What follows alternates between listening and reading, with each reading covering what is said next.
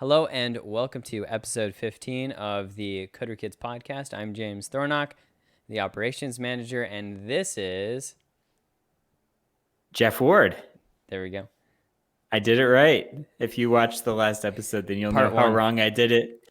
Oh, that's great. Yeah, this is part 2 of our 2-part podcast. We're talking about technology in schools and pros and cons. And James and I have some interesting offline discussions. We're just bringing that discussion online. Talk about the benefits and disadvantages of technology in schools. James said at the end of the last episode he was a bit depressed, the state of things. If you couldn't hear my voice, right? Yeah. So we're gonna try to be a little more positive about some of the great things that technology could bring to education. Absolutely. Although, I am a cynic. I'm a skeptic. A little bit, yeah. Let's dive into some updates. James, yeah. So what's new first of all, Texas? I mean, I do want to say about you being a cynic. I'm the optimist, right? So I'm the yang to your yin, right? And so Jeff and I work really well together because we balance each other out.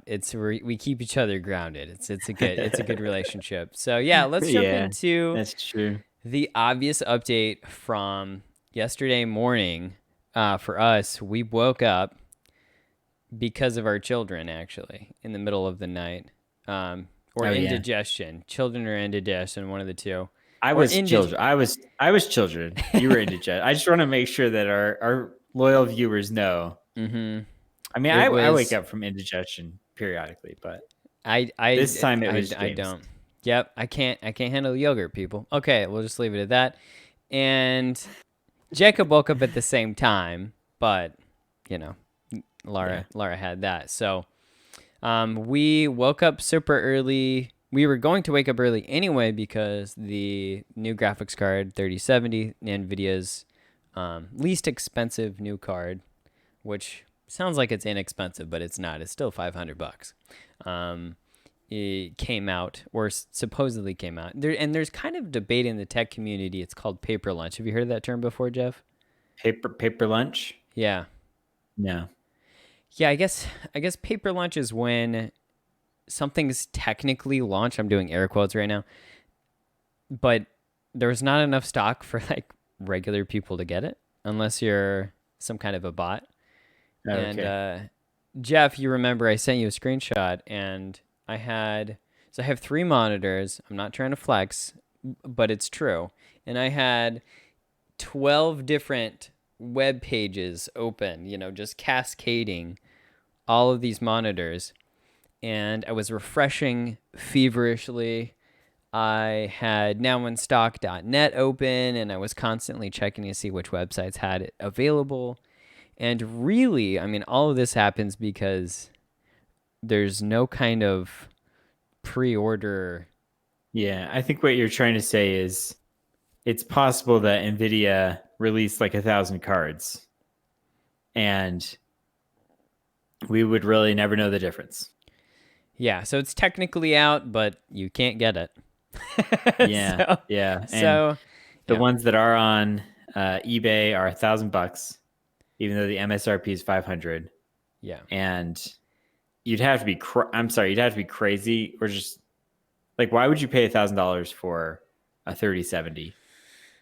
At this point, it doesn't make sense. And that's also because AMD recently released their Radeon graphics card. So they're the competitor to NVIDIA. And when they started this game, Lisa Su is the CEO. She is super awesome and really beloved in the tech community. And she and her company released these 3 cards that compete with NVIDIA. And it looks like they're all cheaper for the same or better performance. So... So $1,000 will get you one of the what's called the 6800 XT, which is, tech names are crazy. Don't expect to understand them. They're just nuts. But new generation, and they're basically matching the NVIDIA cards that just came out. So Yeah, for Um, $500 less on the top card, which is crazy. do they have one that matches the 3090? Is that the Yeah, that's the 6800 6800 XT. Yeah, that's XT? what they're Okay. claiming. I mean, you have to wait for the actual Right, benchmarks, right. Yeah, but when you actually get it in your machine, it might look different. But anyway, long story short, James and I were both up. I was and at we 7 both a.m. He failed. was at 8 a.m. We were on Discord. We were chatting. We were trying to get the card, and to no avail. So that's the tech update. That's it. Uh, Yeah, that's like kind I of the don't even fun know tech if I update. need. I honestly don't even know if I need a graphics card at this point. My computer's running great. Um, Yeah, I am playing Heroes of the Storm, which is a pretty low graphics need. Although, part of the reason that I'm excited to get a graphics card is because once I get a graphics card and I play Heroes of the Storm, very it's going to crisp. be like mega graphics. Yeah, Yeah, crystal clear. And right now I'm playing on, I think, like medium or low settings. So it looks fine, but it's going to be like awesome once I get my full setup done. The GPU and probably a new monitor as well is going to be needed. But yeah. once I get a GPU and a monitor, I'm trying to think if I need anything else. I mean, I don't I There's don't think always so. there's always the like the kind of the cost of living creep and the computer creep. They go along together. So Yeah. Yeah. so Well, you always want I more I RAM. You was going always to want say more stuff. I I have been gradually improving everything about like my audio video performance. And so this week for next week, the difference that you're going to see is that I ordered some lights. So hopefully improved lighting will add. I don't know if you want to see my face that clearly, but You it'll do. add You some do. crystal clearness to me, a better frame rate, and James will be happy I'll be because he'll yeah. finally, yeah, he'll finally be able to say, like, Jeff, you have a good frame rate. So It'll be good. Yeah, so constant tech updates over here.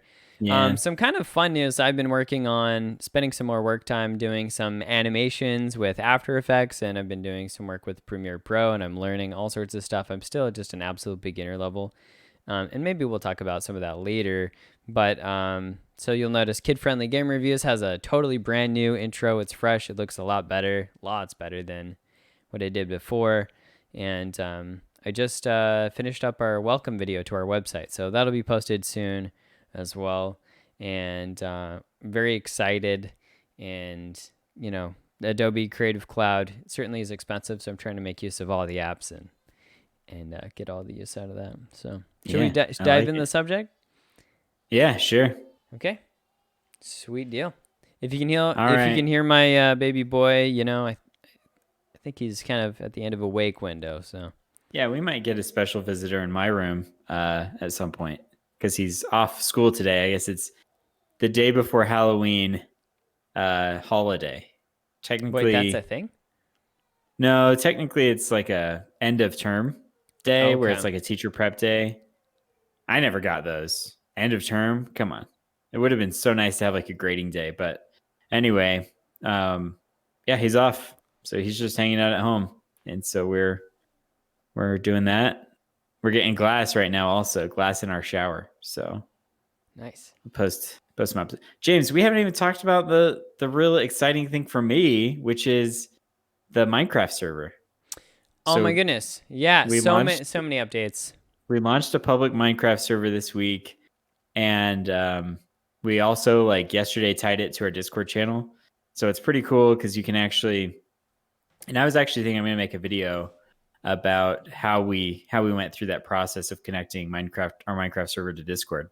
But basically, if you're in our Discord channel, you can chat with people inside of Minecraft, and if you're in the Minecraft server, you can chat with people in Discord.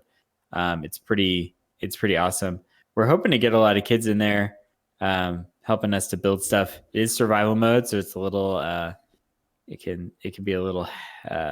It could be a little dicey sometimes. You might die a few times before you build a shelter, but um, Parents are welcome too. I just want to parents point are, that yeah, out. anyone's welcome. Absolutely. Except So, for creepers, like real life creepers. They're not invited.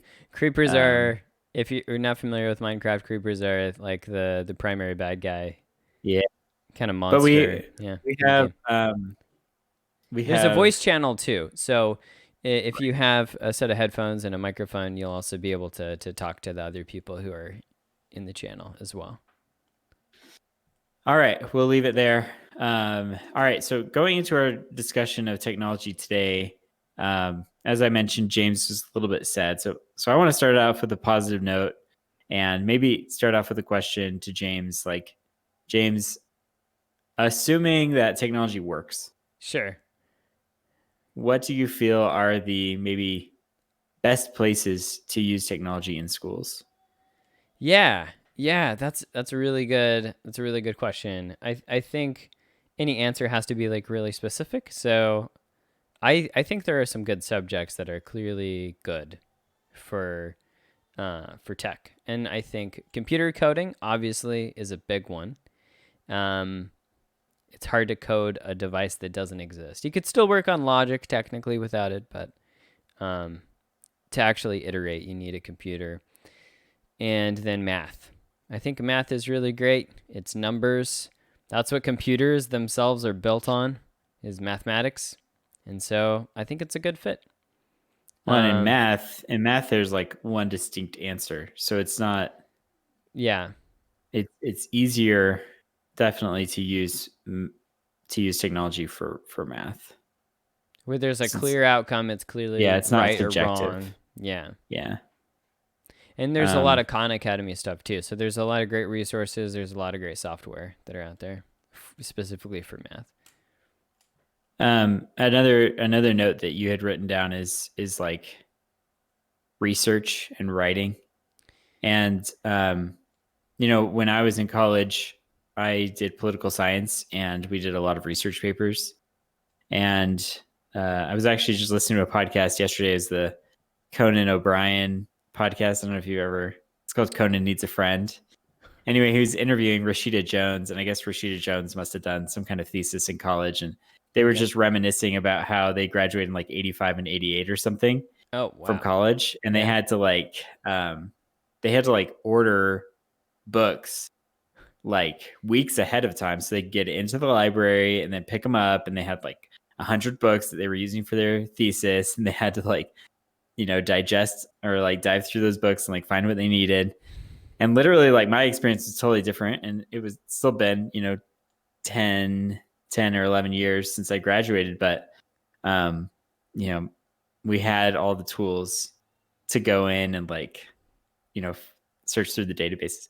I don't know, it's just made such a difference in terms of research, studying, um being able to write papers.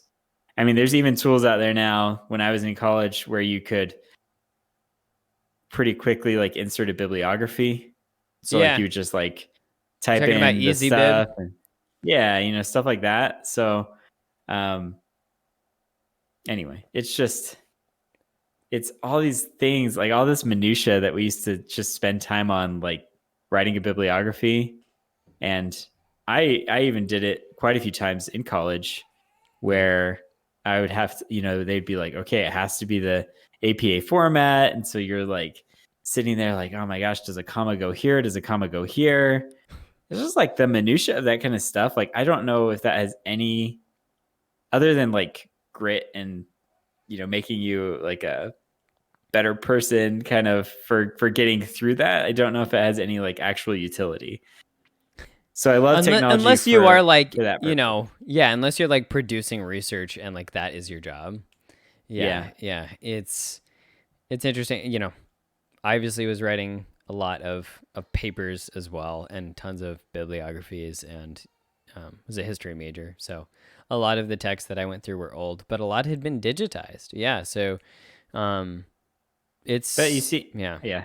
And in fact, in part, that's kind of why the internet was invented. I mean, I don't want to get too meta, but like it was primarily to share like information from like right. universities and government entities and stuff. It was there were computers, but they weren't really connected and they were insanely expensive, and so the internet was kind of a growth out of research in some ways. I don't want to misrepresent the internet, but Yeah, and I think this kind of brings us to an interesting point because we talked about like computer programming, mathematics, research, Hmm. writing.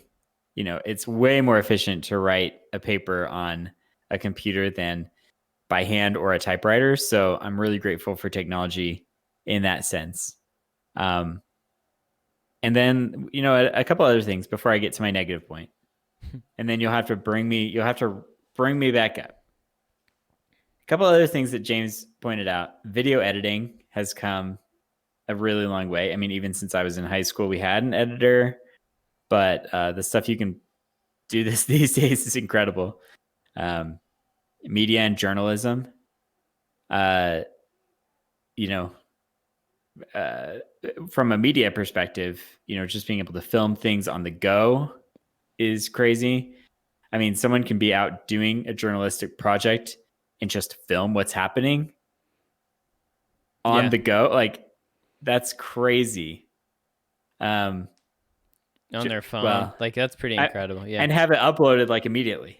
I Yeah. mean, probably even back in the 80s, maybe they were filming it with a video camera, but then you have to like take the video and send it somewhere. And Well, they had um, those trucks, with satellites on top of them, and they would send yeah, it back to the studios, and that's how they could do it. But it was incredibly heavy and insanely expensive.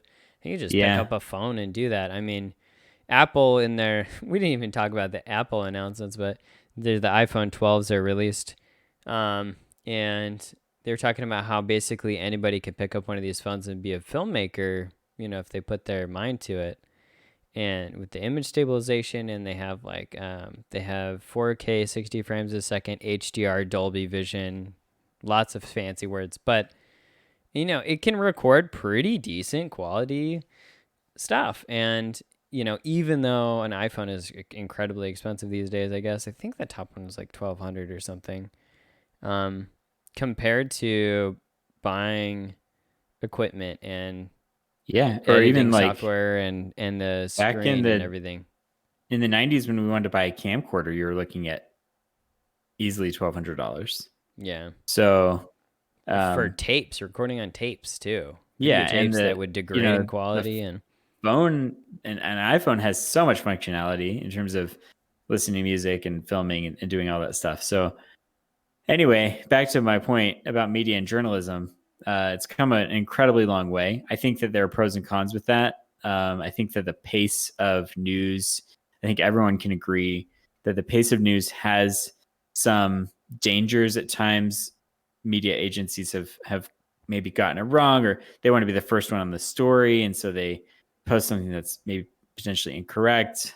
And then I think just the whole like Twitter sphere and an hmm. online community, it's a piece of technology. But again, kind of in the context of schools, I think that it does a lot of favors to have technology. I think it's just about making sure that we harness it for the good of everyone. Yeah. Um, one last thing that James pointed out was writing music. Um, Yeah, I I don't mean really, there's they're called I DAWs, haven't but done it. yeah. I mean, I've messed around with GarageBand like years ago, but I haven't really created any amazing orchestral pieces or anything like that. I do want to get into that in the future just because it's so neat to make music out of like literally nothing. I have a guitar, which I spent more time learning just a regular guitar. It's small actually to fit my size. It's nice. And I spent more time on that. And every time you pluck a string, every time you strum, every time you move your fingers to make a chord, like if you don't have calluses, it hurts. Like it requires work. And so doing music on a computer feels like, oh, it's like it doesn't require work. I mean, it definitely takes time, but you're not inputting like Right. physical energy. You're just inputting like information and getting out sound, which is like magic basically. So, Yeah, and on the same lines of music though, I mean it's just like from the perspective of learning an instrument, there was a time when your only options were books or private lessons. Mm-hmm. I mean, I think that's pretty fair to say, Yeah. or a class perhaps. Um, but nowadays, I'll just tell you a few things. I mean, I've had friends who have taught their kids how to play piano with an app. A lot of people who learn how to play guitar use an app, and then we have this game. Maybe you've played it, James, or seen it, but it's called Rocksmith. Oh And yeah. basically, like you hook an electric guitar into your computer, and you can like learn an instrument, or you can learn guitar by playing these rock songs. It's pretty cool. It's not like Guitar Hero where there's only like 4 buttons and it's pretty fake. Right. It's like you're using a real guitar, real instrument, and And so I yeah, and then like it can I hear like your that game a sounds. Yeah. lot. I mean, I wish I played it more. I need to get back into it. So Do you have an obviously electric there, guitar? yeah, I do. We Why? actually have an electric guitar and a bass. Yeah, No kidding. yeah. You should have come over when I was in Houston. We could have jammed. Yeah, that would have been fun. Okay, so I guess my thing is looking at the list that we just went over, and there's a lot more to it. Um, but really, like, uh, and we talked about reading as well. So I think there are some potential benefits for reading. Well, But reading, I mean, yeah. I was just gonna say, when I look at this list, I feel like most of these things are like have professional applications or are like designed for older people. So like you're probably not going to get into like video editing, like really editing video until you're probably in high school. And you're Unless also you probably take a not going Cutter to Kids camp. We're doing That's right. we're You doing can do YouTube it next week. as So, young as you want. Yeah, that's true. Um but in the public school arena, for sure, not until like high school. yeah, and again, I don't want to be all negative Nancy here, but like I believe in computer coding and I believe that like we should be exposing kids to computer programming at a very young age, maybe in elementary school, but at least in middle school. And then, you know, the computers, because I've been in the public schools, the computers that kids are using, generally speaking, until you get to high school at least, are just not great. And then even then it's like they have these like tech labs, where it's like there's this one lab that has 30 computers or something that maybe are great computers. I guess my point is when you're looking at the amount of money that's spent on a Promethean board, like we were talking about last week, $13,000 per board, you could build a $600 or $800 computer for every kid in the class or every kid in the school. I guess I'm just saying, like, why don't we get them some really, really strong tools in middle school and high school so that they can like really dive into coding and so that they can really dive into these different things that are going to be things that they could do as a profession. Yeah. Video editing, really making video. Video creation is a huge industry. And I'm not just talking about kids making silly videos on TikTok. I'm talking about all sorts of content creation is a huge industry. But for some reason, like we're still focused on a lot of these classes that are just maybe not what kids are going to want to do. Maybe they're antiquated. Like I would even go so far as to say, like, why don't we spend that money building a gaming computer and you have 30 kids get together after school and have a gaming club and form gaming teams and leagues and stuff and actually compete against each other, because gaming is a huge industry. So yeah, anyway, it's just like something to think about. It's like a lot of these technology things are maybe more advanced than what we're currently offering students. And there are exceptions, but I mean, I'll especially say for like lower income Yeah. people, they just don't get opportunities to do this kind of stuff. So, Yeah. Yeah. And I'm not a school administrator. I've not had to, divert funds one way or another, right? So my experience with that is limited, but I can look up a price tag for, a Promethean board, or they put in speaker systems in every single teacher, and we got an expensive microphone that had like a radio transmission and whatever. And I used it. I mean, I liked it, but I don't know that it helped anyone learn better. Like going So back to my brother's comment, which is the reason why we did this 2-part series, which will be seen by millions.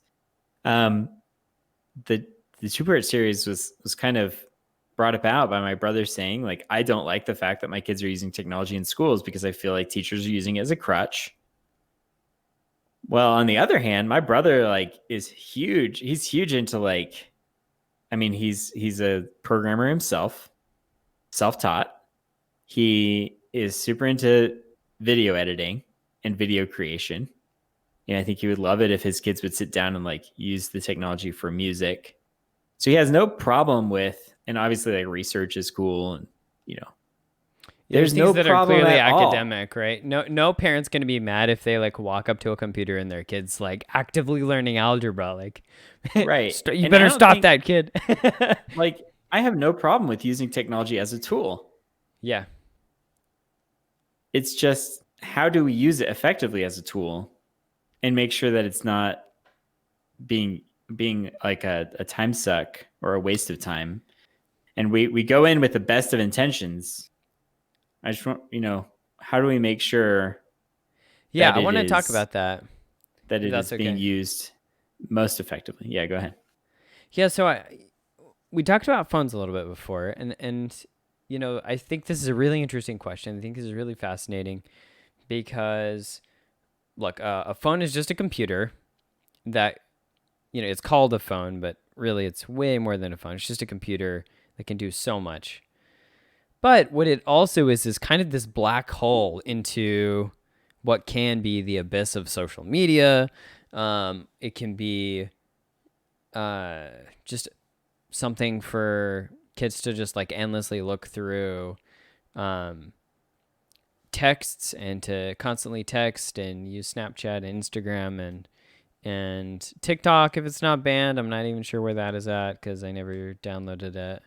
Um, I mean, I downloaded it. I like watched a couple TikToks and then I just felt really weird and deleted it. And I realized like I must be old now. I guess like that's the thing. The social media came out that made me feel old. Like, and I can't understand. So I guess that's what officially makes me old. But so it's this thing that's constantly buzzing. Right now you can see I got the little moon on my screen, which is in do not disturb mode because otherwise this would be going off constantly, and I want the podcast to be uninterrupted. So I think Jeff was making the case earlier, and I agree. I think for at least part of the school day, I think, put it in a box, turn it off, whatever. Turn it on, obviously, when your parents are trying to call you and pick you up from school, right? I mean, Right. there are excellent points to use it, but I think I was presenting before the podcast just some excellent ways that you could use a phone. I mean, taking video on a phone, recording music on a phone. You could type up a quick script. You can literally do your homework on the phone. In There's like so I've many seen ways. some people use apps that are like student surveys. Yeah, So that's that's kind of great. cool. Because like Kahoot if everyone has works. a phone, then yeah. So that's pretty Kahoot fun. works. Teachers love that. That's fun. But and it's also got a function, and you can definitely do homework. Now that said, it's like at the same time that it's graphing calculator too. I got a graphing calculator like way before anyone else like knew there was a graphing calculator app. I think I paid like $5 like on the first iPod Touch. It was like a long time ago. Um and I was like the only kid in school to have one because like I was an Apple fanboy at the time. And then all the rich kids got them next week. But anyway, it was fun. And but at the same time that it's all of these wonderful tools that were truly groundbreaking at their time and still are kind of miracles of technology, it's also just this temptation, and it's this thing that's like constantly going off, like this alarm that's constantly going off that's not letting you rest and kind of like be at peace. And so I think there are some things that look are not that interesting. Like if you're reading super old history about the Civil War, and I happen to like the Civil War, but still like operating when I'm reading about the Civil War, I'm trying to put myself in the place of those people and, be they on whatever side. I'm trying to like really understand it. And let me tell you, it breaks period. I don't feel like I'm in the Civil War era when I my phone's ringing and buzzing at me, and it breaks my concentration. And I think there's a good time to shut the phone off, and there are a lot of good unplugged activities that I think are impossible to replace. Things like face-to-face discussions, debates in the classroom, um, choirs. Right, my sister-in-law is she's the she's the choir teacher at Seven Lakes High School. Anyway, so if you know the place, um, and Yeah, like I think all of the arts are wonderful to be done without technology. yeah, You know, so theater, band, choir, those were the mainstays of my high school. Maybe there's some others. right, Um, and see, but even in it's sports, about finding the right place for and it. in And yeah, going back to yeah, I mean sports.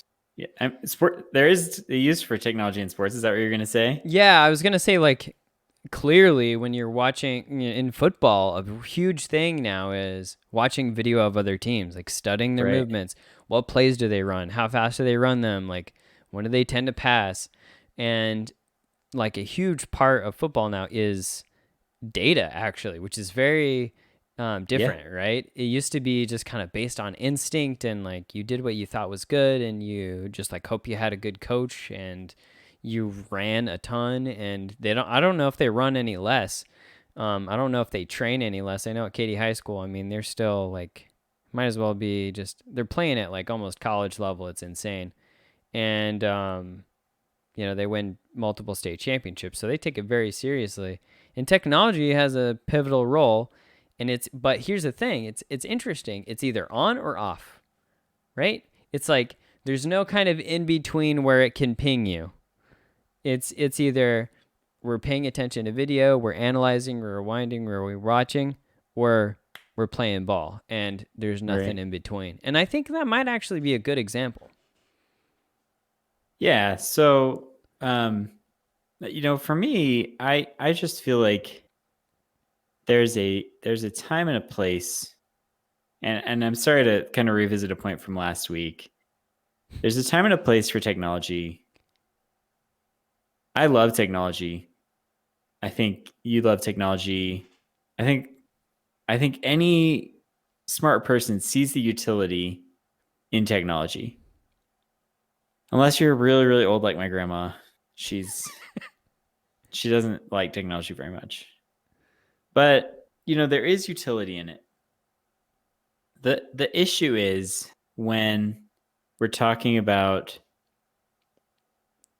yeah, I mean schools that maybe, or not schools, but like subjects that traditionally maybe don't need technology, but we try to insert technology in anyway for two reasons.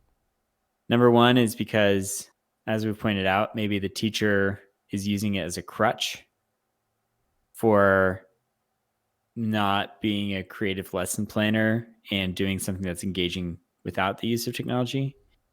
And number two is because maybe people are requiring you to use it. We bought all these computers, you need to use the computers, or hey, we bought you a Promethean board, you need to use the Promethean board.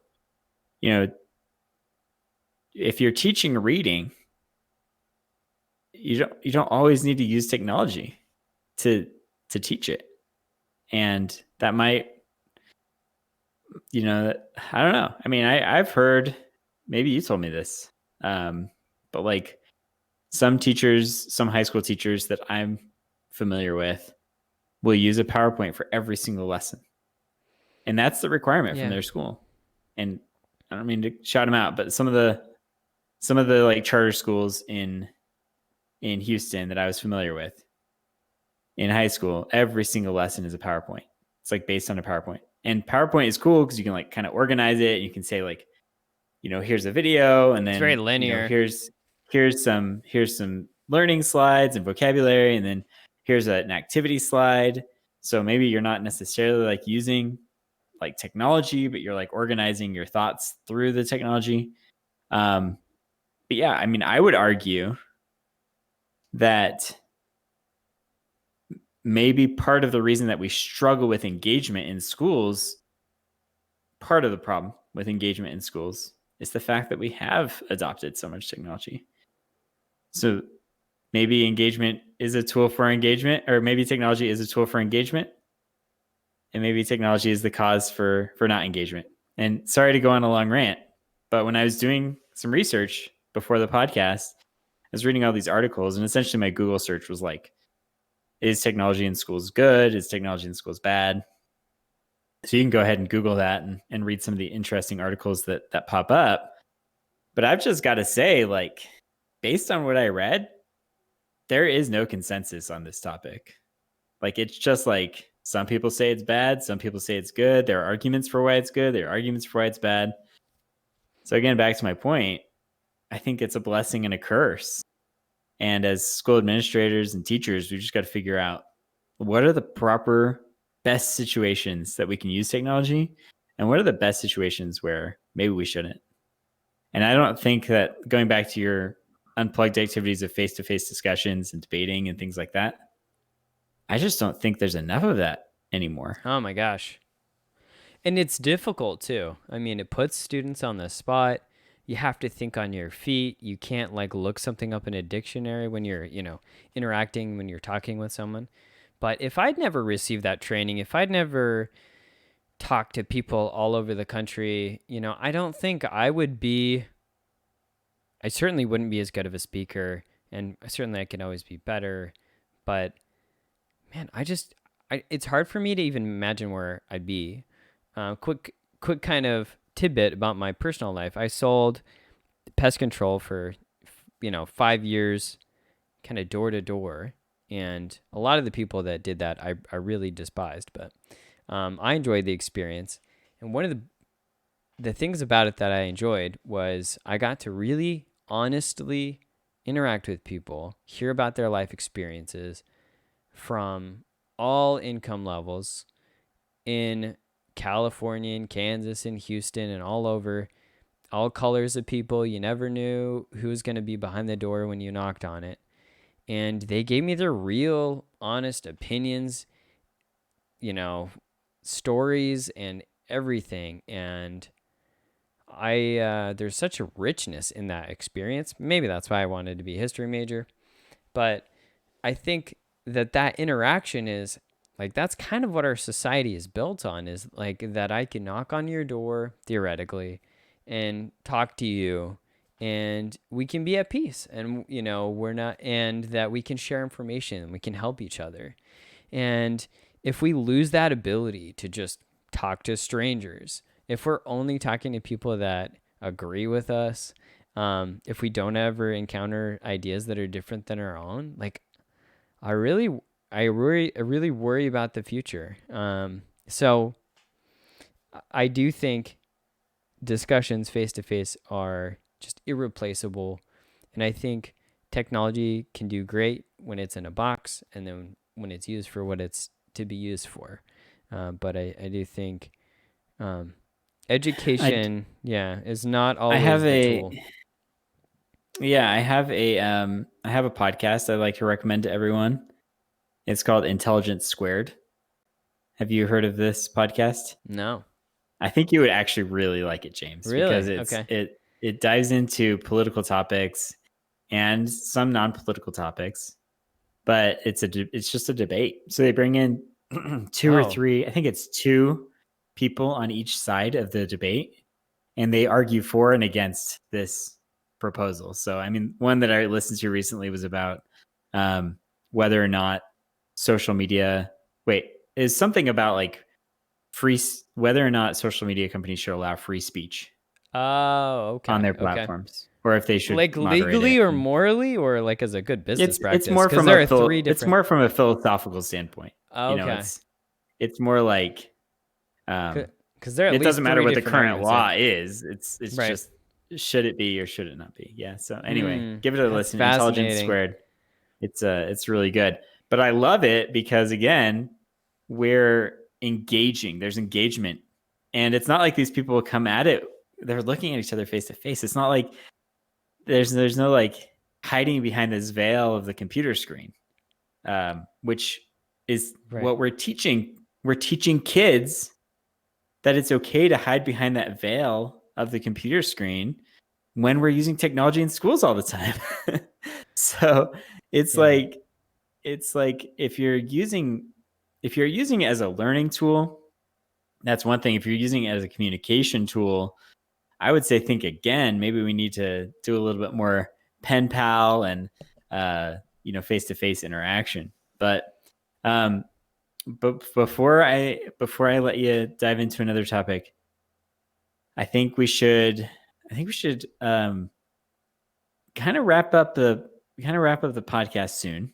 Sure. Yeah. I also think that we should seek out some experts on the topic Okay. for future podcasts, and not like next week. Sure. But I We'll do give it know a that there rest are, for a little we'll bit. give this topic a rest for 5 or 10 weeks. But I'm thinking like it would be interesting to reach out to some college professors who have written some of these research articles that I've been reading, and just talk to them about what their perspective is and what their thoughts are, and if they can bring any actual quantitative data to the argument, because it's definitely an interesting topic. So It certainly is. Yeah, I'm really I'm really I think we might be interested in different subjects in terms of tech. Like I'm super interested in the blue light phenomenon, which we didn't talk like too much about, but just kind of yeah, the glazed over eyes and just kind of endlessly scrolling. Um and how I think the blue light affects sleep patterns, but it'd be fun to have someone who's a little bit more knowledgeable about that particular issue. Yeah, I think that'd be great. And there are a lot of really passionate educators out there too, and it'd be interesting to see how are they actually applying technology positively for their own students. I think that'd be great. Um, yeah, because there are always ways to do things better, and I think as teachers we are always looking for new ideas. You know, what's a way that I can do a lesson that is engaging? And you know, being a teacher is a lot of work, and during a pandemic, you know, yeah. I mentioned my sister-in-law as a choir teacher again. You know, you can't sing in the pandemic.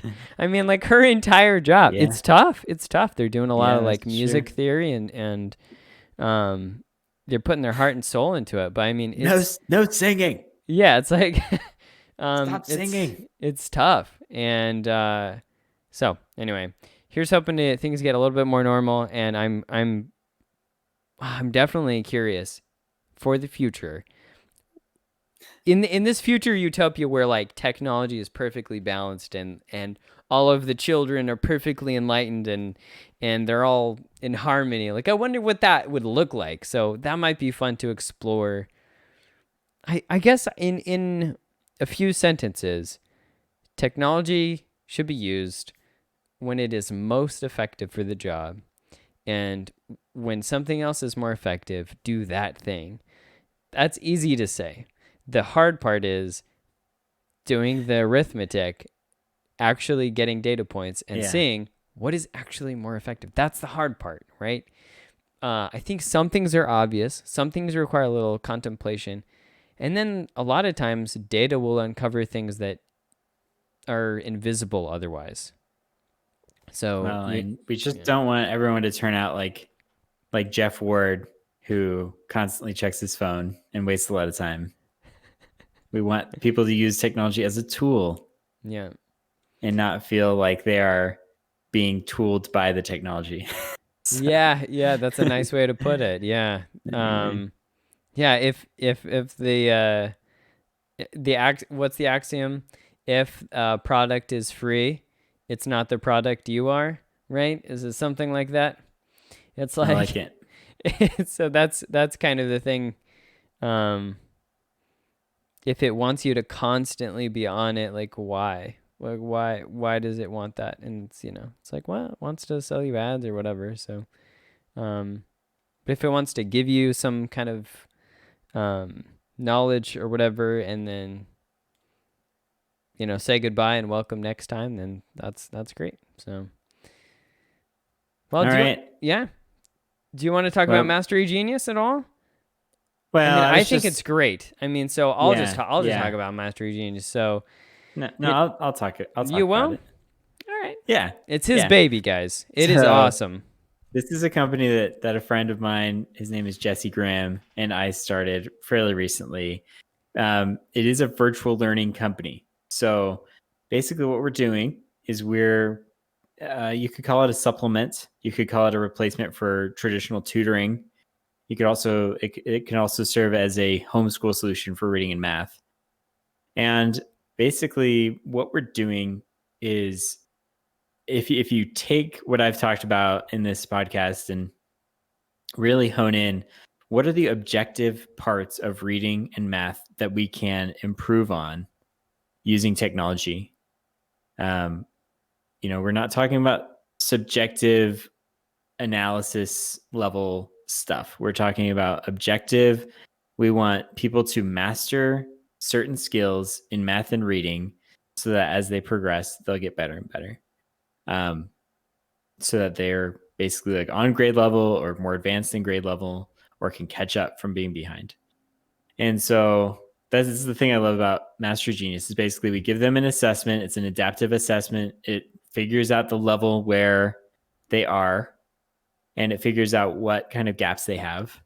And then we pass that data along to a curriculum, and in the curriculum they can practice the gaps that they have. So they're basically like working on the exact things in reading and math that they like really need to focus on instead of just taking the tutor's best guess or your teacher's best guess or using some assessment data that's like, when I was a teacher, I would like create assessments myself. It's like, well, Yeah.